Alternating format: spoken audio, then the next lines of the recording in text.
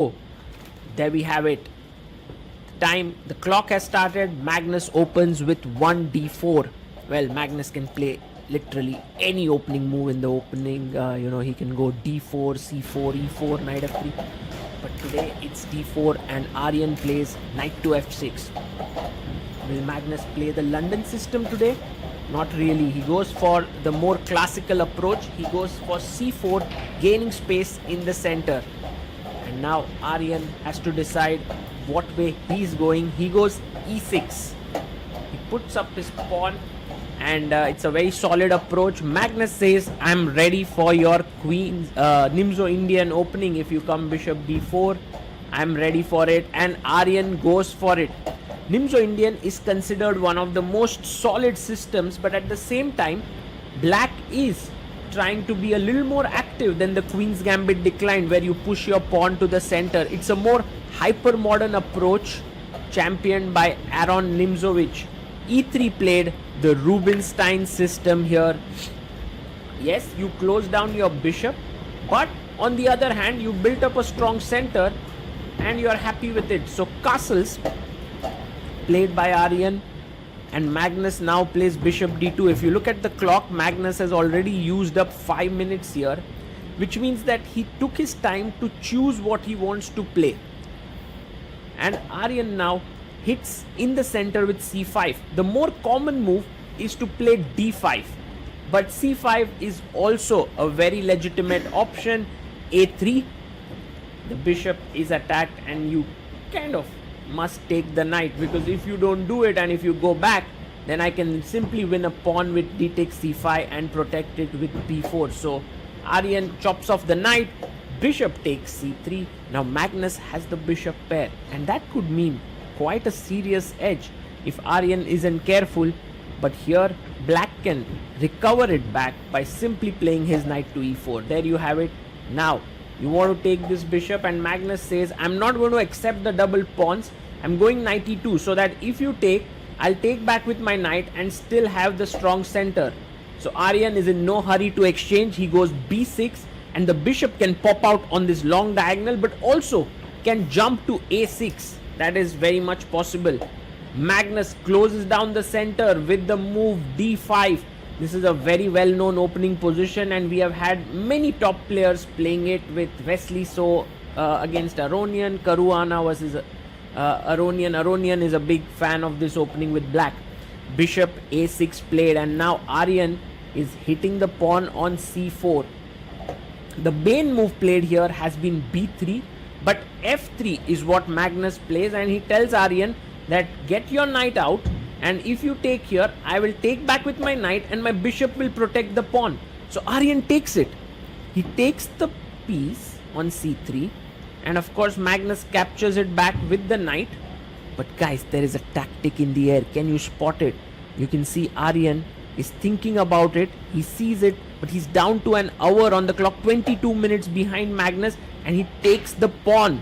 Now, what is the point here? Well, the point is, if you take with the bishop, the queen swoops in here with a check and takes the bishop off. So has Magnus blundered a pawn? Well, not really. From his expressions, his demeanor, also the time on the clock, you quite clearly understand this is all his preparation. But isn't that amazing? The engine is giving small edge to black. Well, if you use a stronger engine, then generally it will say it's roundabout even. And yet this is Magnus's prep, and I love this next move, h4. What sort of prep is this, guys? Think about it. Magnus is a pawn down. His king is in the center. These pawns look weird. They kind of feel like a lot of air around the white king. Black king is safely cuddled in, castled, and he's going to get his knight out. Why is this still played by Magnus? Well, Magnus has studied it at home and feels that it poses enough problems to black. His other idea is h5, h6, and this is kind of the modern preparation that we see in the world of chess, where one idea cannot be played again. Like if he plays this again, people will prepare it and come and literally kill this. But when you play it for the first time, the opponent does not know what is the best way to react to it.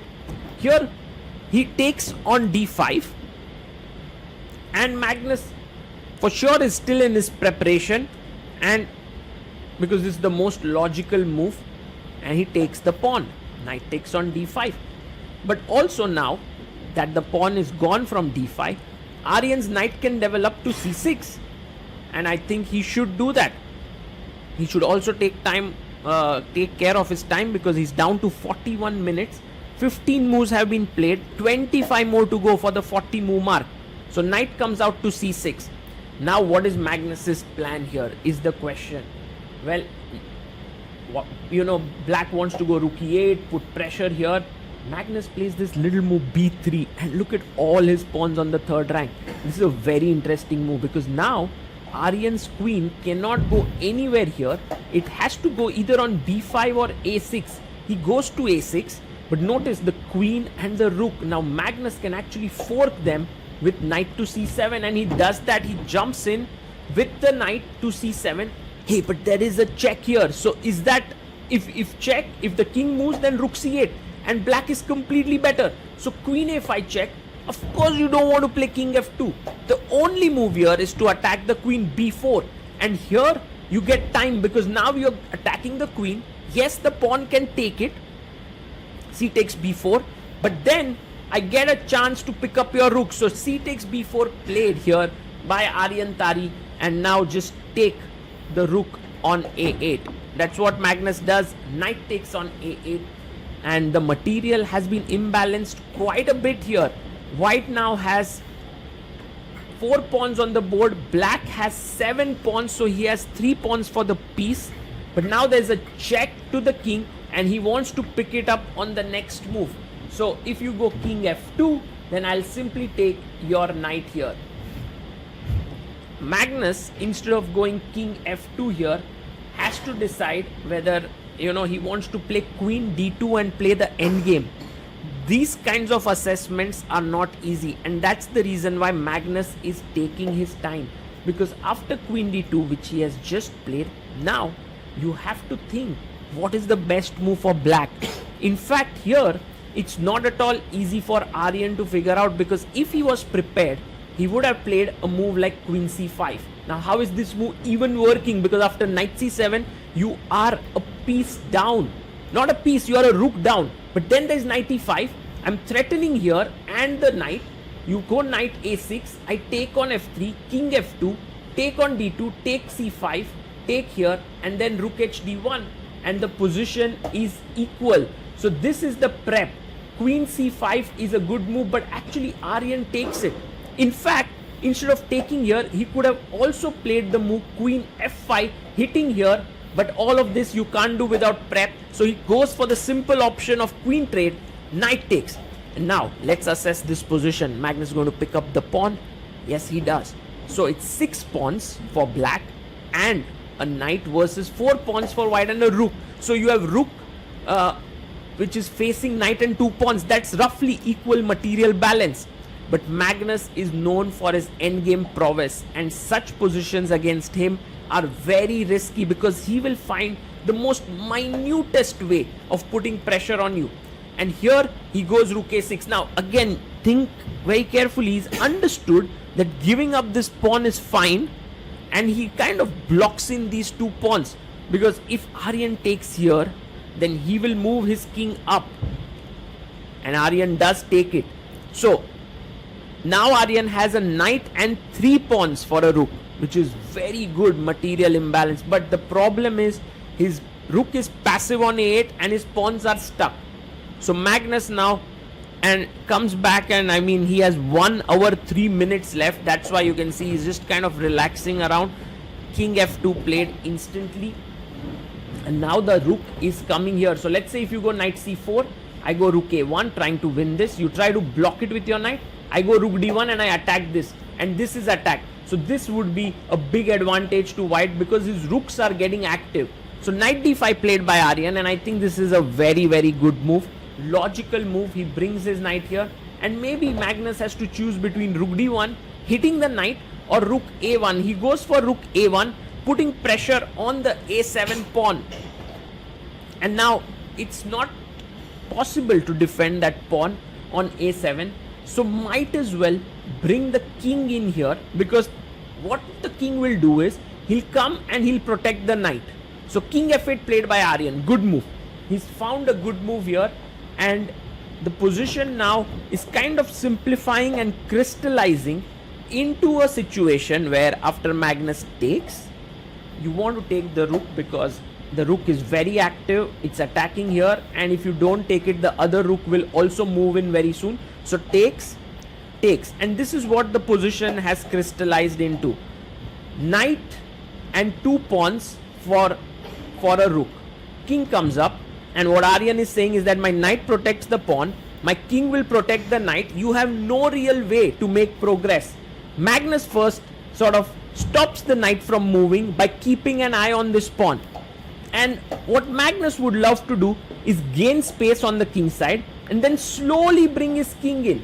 But h5 played, this is actually a good move by Aryan Tari. He's kind of limited Magnus's options on the king side, but Magnus goes g4, and his point is, Aryan, if you take here, then I'll take back, and then I'll be able to create a passed pawn this side. So g6 played, and now you can actually take the pawn on. Oh, he goes rook b8, and he's waiting for the time being, because now the rook not only keeps an eye on this pawn, but it can also go this way and attack the pawn. So clearly Aryan does not want to take on g4, because after fg4 there is an opportunity to create a passer, and this is the important thing for Magnus. He needs a passed pawn. So good move played by black. He goes king d6. He's maintaining the status here, because whenever Magnus takes and attacks the pawn, he can go back with his knight and defend it. Of course, it's only Magnus who is trying to play for the win here. It's not like Aryan has any chances to win. But now king g3, the important thing here is not to touch anything, but to start playing on the queen side. So a line could go take, rook h8, b5, and you start pushing your b pawn very quickly. And this is just an illustrative line to show you how black can draw in such a position. But Aryan actually blunders here. He goes for the move f5. And why is this a blunder? Now look at the things carefully, because after takes, Magnus can go and attack this pawn.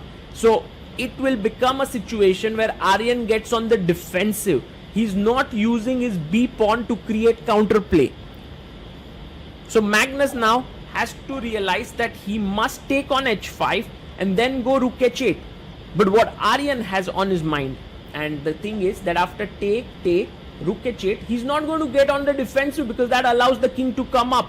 But he's going to play an intermezzo here, which is first a check, push the king back, and then save the pawn. So he's kind of, okay, Magnus takes it. He takes it. Of course, if there is a best option for white, Magnus is going to find it in over the board play. He's so good. He goes rook h8. He attacks the pawn. And now, here's the key point. Not to move the knight, but to actually give a check first, so that the king is pushed back, and then you go to save the pawn. And of course Aryan is going to do that. He has just 5 minutes. He plays f4, king f2, and now you go and save the pawn, because if you lose this pawn, it's big trouble. The h pawn starts running down the board, and it would be a big thing. So you need to save it, and that's what Aryan does with knight f6. Now if you could maintain status quo here, do nothing, knight defends the pawn, king defends the knight, you have 2 pawns, passers, it looks great, because whenever Magnus comes and attacks here, you just rotate your knight, you go back and forth. But chess is not so simple like that. In chess, there is a concept known as zugzwang, and you will see that is going to come into effect here. Aryan plays king e5, and Magnus understands zugzwangs and all these concepts like no one else in the world. He goes king d3. He's just very calm about this entire endgame. He's not hurrying. He's just being there. Right now, he's saying that your knight is tied down. My king is coming up. You need to make a move, because if you go back, my king comes up even further. So Aryan says, I have pawns. I can wait with my pawns, and I'm not allowing your king to go there. And if you get too quick to go that side, then my knight and king will start gobbling up your pawns as well. So rook h6.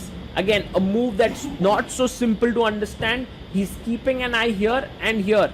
Aryan pushes the pawn to d5. He has only a few pawn moves left, but he also has the b pawn to distract the king if needed, and then use his knight and king to attack these two white pawns. It's not so simple, but it's possible. Magnus again makes a small little waiting move, keeps the rook active, and also says the knight can't move because of rook g5 check. So b5 played by Aryan. He's slowly and steadily pushing the pawns. He's moved to move number 38 and he still has 1.5 minutes. So 2 moves to make in 1.5 minutes seems okay. Here Magnus goes check. Okay.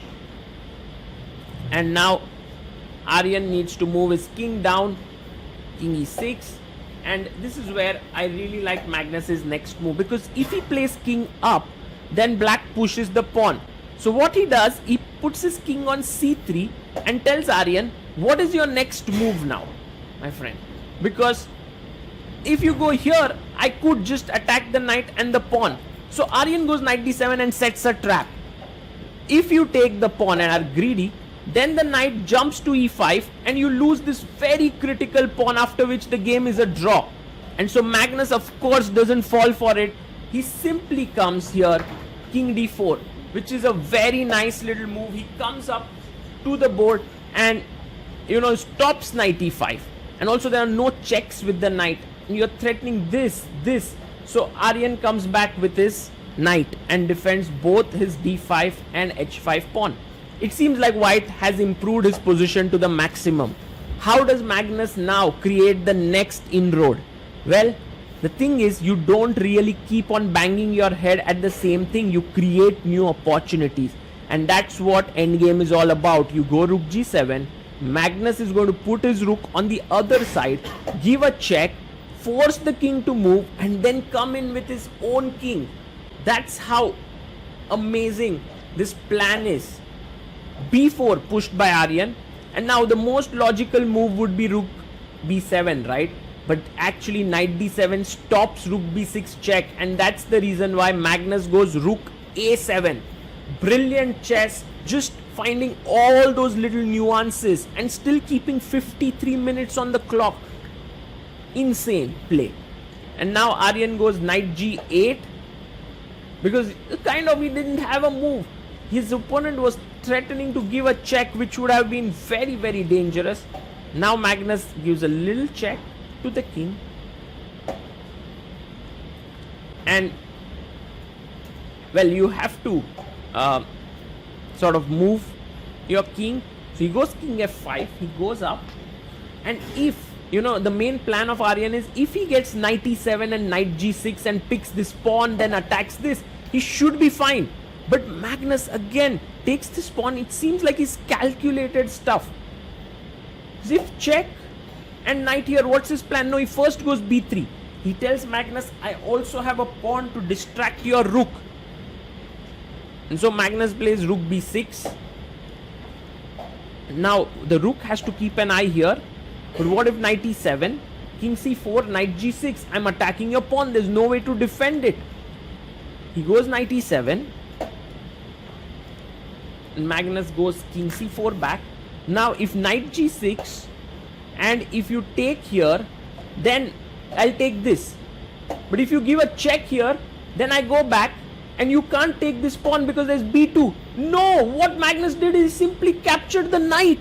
Wow, he's gone into king and pawn endgame. Is this working? Takes the pawn. Oh my god, Magnus has actually analyzed that after king f5, king c4, king e5, king c5, he'll block it, he'll push the king in and eventually win this pawn, go here, win this pawn, and Aryan is busted.